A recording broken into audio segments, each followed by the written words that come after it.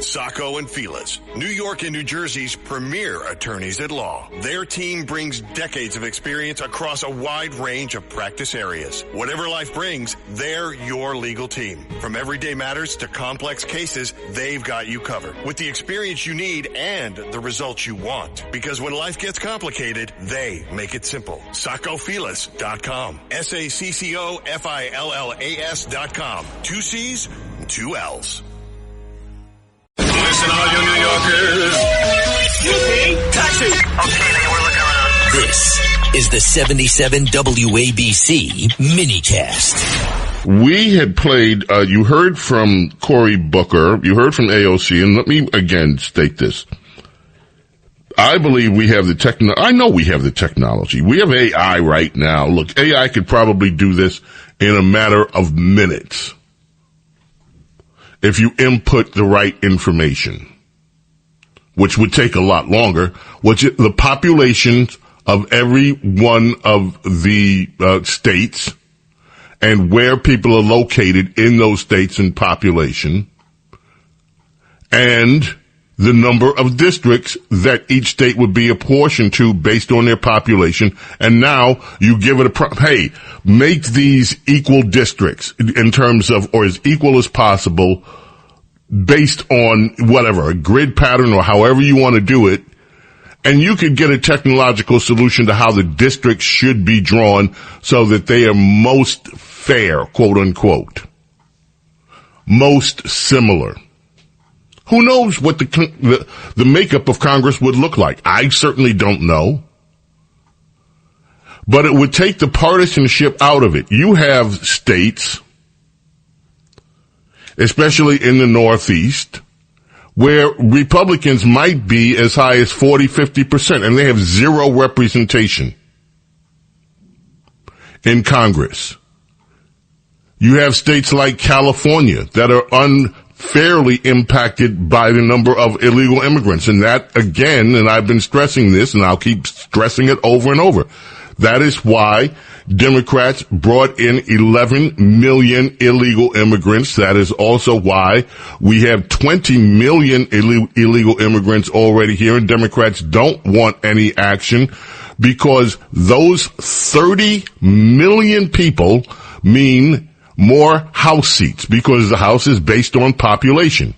Doesn't matter, according to the courts, whether you're here legally or not, you have to be counted. Those numbers are used for to determine the number of House seats that are apportioned.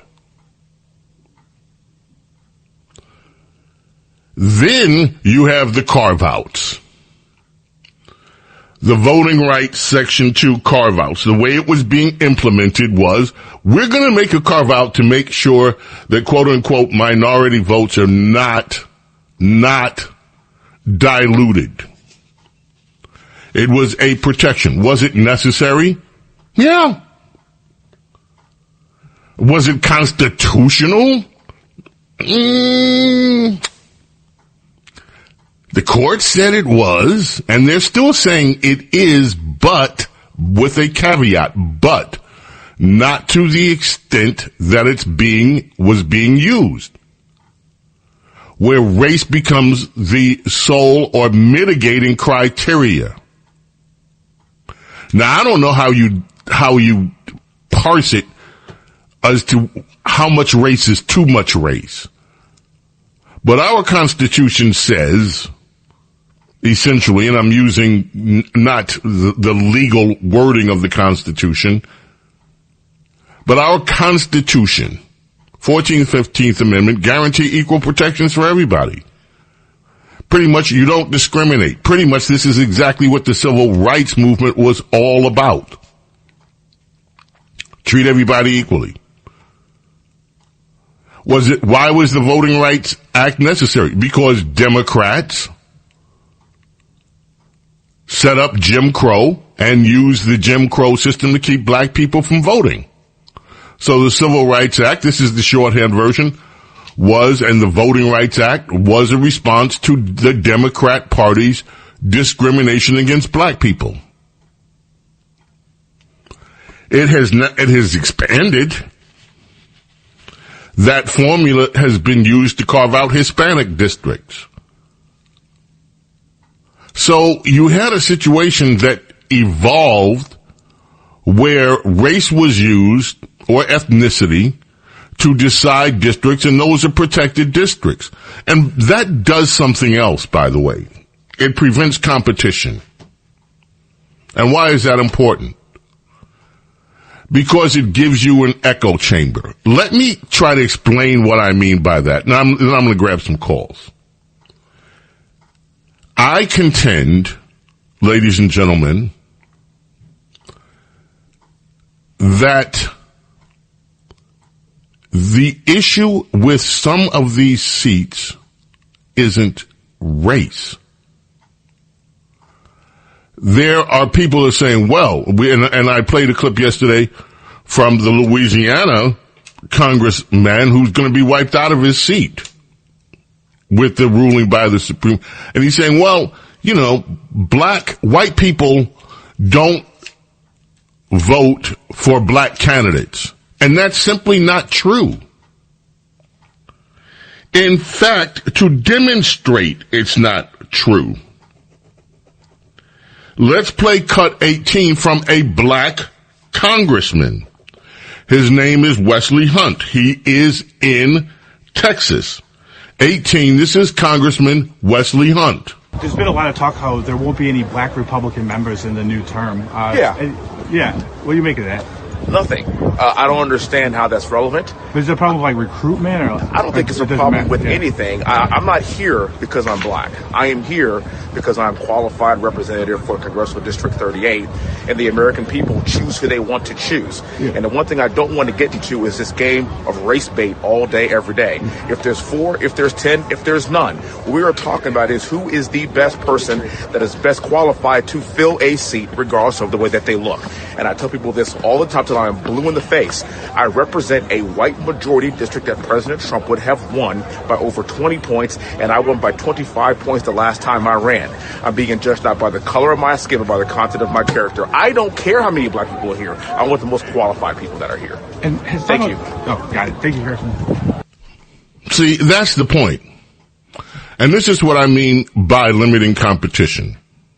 So you have these black districts that are carved out because they're black. And what you have these Congress people saying is, well, we couldn't win unless we were in a black-only district. And that's just simply not true. Well, white people won't vote for us. They're racist. Well, that's also a huge assumption. How about they won't vote for you because you're liberal? How about that as the alternative explanation? How about that white people in some of these districts, or people, not just white people, don't want liberals representing them? They don't follow the liberal ideology. And if there is a black person that represents their ideology, like Wesley Hunt, they'll vote for him. If there is a Hispanic person that represents their ideology, they will vote for him or her. But if there is a person, regardless of what color they are, that does not represent their ideological values, they're not going to vote for them. And that is detrimental to the notion that these black-only districts should just exist without facing competition. What does competition do? When you have to compete for votes, it affects the way that a party operates. Give you an example, a theoretical example. We talk about this all the time, people that follow politics, how some politicians will wet their fingers, stick it up in the air and see which way the wind is blowing, and then start acting as if they agree with whatever they think the voters want. Now, they may be disingenuous, but this is exactly what politics is about trying to match a candidate with what the people's expectations are of a candidate. So if over a long period of time, a party finds that they are on the outs with the will of the people, what do? They change, or they endure losing continually. They find candidates that will appeal to the voters. When you are insulated in an echo chamber, we have an all-black liberal Democrat district, and we don't have to change, we don't have to compete. What it does is it doesn't allow for growth. It doesn't allow. And that is one of the reasons why Democrats are so out of touch with the American electorate outside of the cities, because they haven't had to compete. So what they do, they can be as far left as they want to be, because a lot of these people have been insulated because of this racial gerrymandering and because of other gerrymandering. They insulate themselves and they don't have to compete in the broader world of politics. It is detrimental. And by the way, this just doesn't apply to Democrats, it applies to Republicans too. When you insulate yourself from having to listen, observe, respond to the will of the people, you are setting yourself up for failure. And this is a long overdue realignment that is getting ready to take place as the Supreme Court finally weighed in on what has been an unfair, unconstitutional method of selecting representatives. So, now, Democrats are fighting back, and they intend to fight back. Before we head off to a break, I want to just play one more, and then we're going to grab some calls. Promise. People have been waiting. Julia Stratton, cut 11, is lieutenant governor out there in Illinois. I believe she's lieutenant governor. She's running for Senate, but she weighed in too. The interview that she did was on WGN out in Chicago. This is Julia Stratton. The Supreme Court should really be a check, and we're not seeing a Supreme Court that is a check. Certainly not to this president. In fact, we have a Supreme Court that is rubber stamping this president's authoritarian agenda. So what we need to be doing is, I want to go to Washington to be a check on this president. When the Democrats take back the Senate, I want to see us abolish the filibuster so that we can get the John Lewis Voting Rights Act passed and make sure that we protect voting rights all across the country.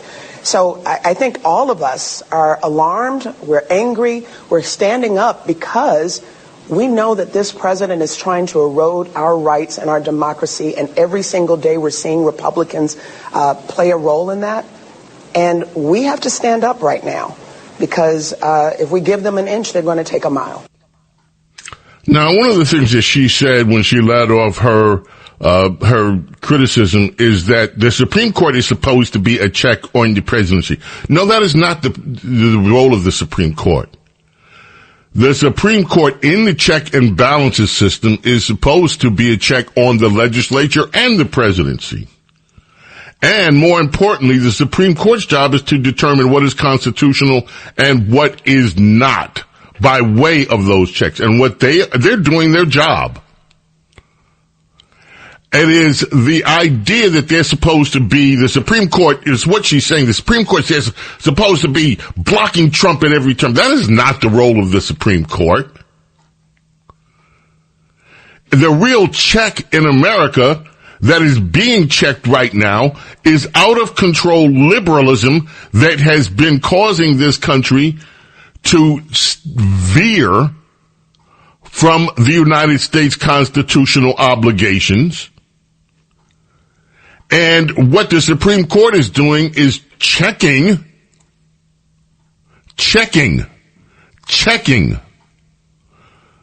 the liberal downslide because finally they have a chance to. They were locked out of checking it while liberals had over a 50-year run on the courts.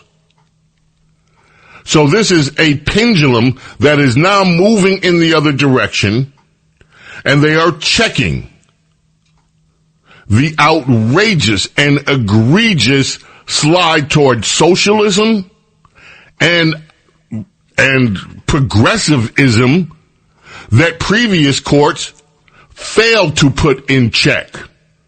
They are doing what they are supposed to do. They are checking. Problem is, liberal Democrats don't like to be checked, but they're getting checked anyway. The James Golden Show on the Red Apple Podcast Network. In this 25th anniversary year of September 11th, the Tunnel to Towers Foundation continues to honor America's heroes. Heroes like Fire Lieutenant Michael Wells, who was inspired by 9/11 to serve his community. After 14 dedicated years of service, he lost his battle with occupational cancer, leaving behind his wife, Katie, and their 3 children. Tunnel to Towers honored Lieutenant Wells by paying off the family's mortgage in recognition of his sacrifices. Donate $11 monthly and amplify your impact with a car or land donation. Go to T2T.org.